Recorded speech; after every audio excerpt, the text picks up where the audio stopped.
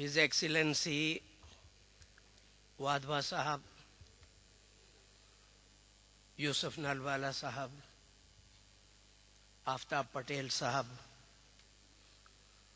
Pushkin आगा साहब, Urdu wing के तमाम अरकान, हमायदीन मस्कत, ख़वातीन व हज़रात,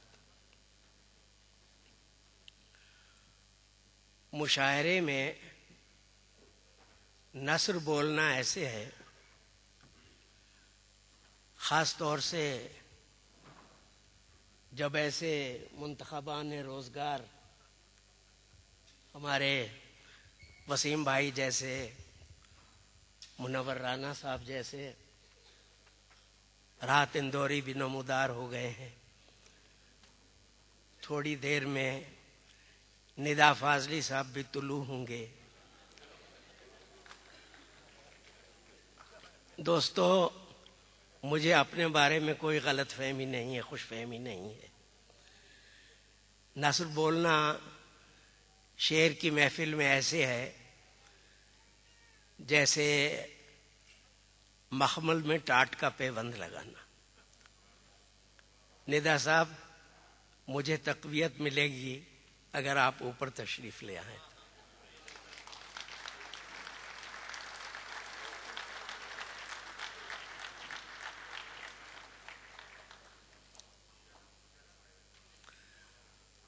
चुनांचे मैं यही अर्ज कर रहा था कि मैं अपनी इज्जत व आबरू को भी दांव पर नहीं लगाऊंगा और आपके सब्र का इम्तिहान भी नहीं लूंगा, लेकिन जो मेरे तासुरात हैं या कुछ ज़रूरी बातें जो मुझे आप तक पहुंचानी हैं या यहाँ आने पर अपने खुशी के और इम्तिनान के जज्बात का इजहार जो चंद लफ्ज़ों में करना है। निदा भाई, अक्सर ऐसा होता है, उर्दू में एक तरकीब है,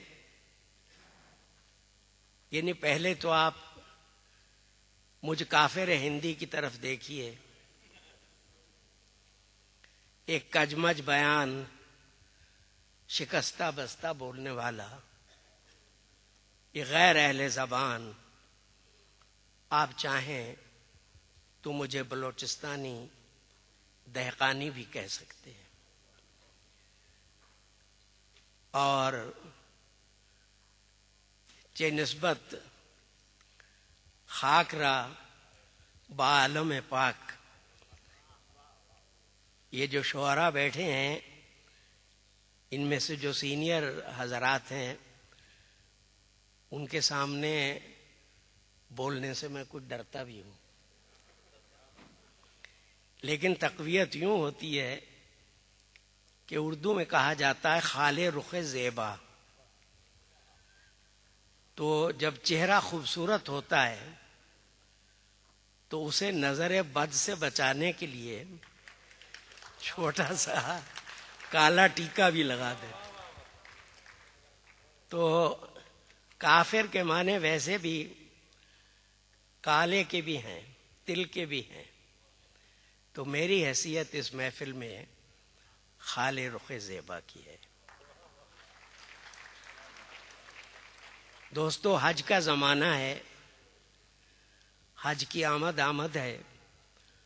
हर साल ऐसा होता है, मेरे कई दोस्त जो रख्त सफ़र बांधते हैं और जामा एहराम बांधने की तैयारियां करते हैं, तो दिल्ली, लखनऊ, इलाहाबाद, बम्बई, बेंगलोर, मैसूर, कहाँ से फ़ोन आते हैं। वो रिवायत में है, कहा सुना मुआफ़ कराते हैं। तो मैं भी अगरचे गुनाहगार हूँ, मेरा मजहब तो उर्दू है।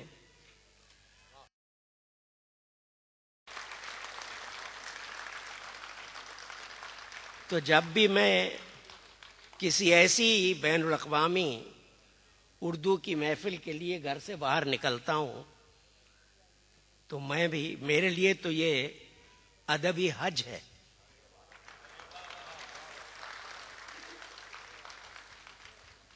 میں اپنے پاکستان کے احباب میں بھی جا کے یہی کہا کرتا ہوں، میرا ہر ادبی سفر عشق ہوتا ہے. اور عربیہ میں آنا اور ان زمینوں تک پہنچنا میرے لیے ادبی حج سے کم نہیں ہے. تو عرض کروں کہ میں بھی اپنا کہا سنا معاف کرا کے نکلا ہوں. چنانچہ اگر میں سما خراشی کروں گا تو نہ ندا بھائی برا مانیں گے، نہ وسیم بھائی، نہ منور رانا صاحب. منور رانا صاحب کا تو ایک بے حد ایسا خوبصورت شعر، ایسا خوبصورت. ادھر تو یہ حالات حاضرہ پر، یعنی ہم نے تو یہ ساری سرزمین، ساری فضا ندا فاضلی صاحب کے لیے چھوڑ رکھی تھی.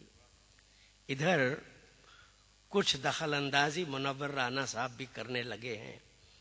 وسیم بھائی صاحب، وسیم نے تو بہت سے معرکے سر کیے ہیں اور بہت سی زمینوں کو فتح کیا ہے. منور کا ایک شعر یاد آ رہا ہے، کیا سچی بات کہہ دی ہے. یاران خوش مذاق نے اللہ کی پناہ، یہ خود ہی سنائیں گے اس غزل کو. یاران خوش مذاق نے اللہ کی پناہ، اردو کو بے قصور مسلمان کر دیا. اردو کو بے قصور مسلمان کر دیا. یہاں اردو ونگ جو کام کر رہا ہے اس کی آپ نے کچھ جھلک دی سے، اور ہماری سفارت اس کے لیے جس طرح سے مارل سپورٹ دے رہی ہے، اور دوسرے عمائدین آفتاب پٹیل جیسے. اب دیکھیں ایسے نام بھی اب کہاں ملتے ہیں. آفتاب پٹیل، میرے دادا کا نام تھا چمن لال نارنگ. چمن. میرے دوست تھے حکم چند نیر. حکم، چمن، آفتاب. آفتاب رائے ہندوؤں میں بھی ملیں گے، قرۃ حیدر کے کرداروں میں ملیں گے. خیر، مجھے اس وقت کنور مہندر سنگھ بیدی کی یاد آ رہی ہے. گھر سے نکلتے تھے علی گڑھ کے مشاعرے کے لیے، نمائش کے. بڑا مشہور مشاعرہ ہے، اس کی ایک روایت ہے. تو اپنی بیگم سے کہتے تھے، بیگم کہا سنا معاف کرنا. تو بیگم پوچھتی کہ آپ آئے دن مشاعروں میں جاتے ہیں، کبھی کہا سنا معاف نہیں کراتے، لیکن یہاں تک تو جا رہے ہیں علی گڑھ، اور کل آپ آ جائیں گے اور کہا سنا معاف کیوں کرا رہے. کہنے لگے ساحر صاحب کہ آپ علی گڑھ نہیں جانتے، اور بھی ایسی ہے.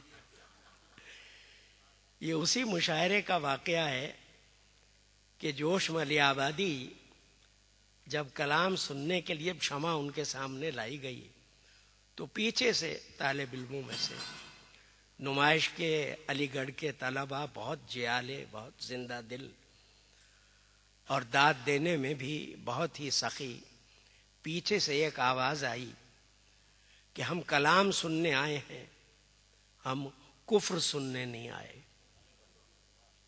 مان جوش صاحب نے کہا ہم بھی شعر سنانے آئے ہیں، تراویح پڑھنے نہیں آئے.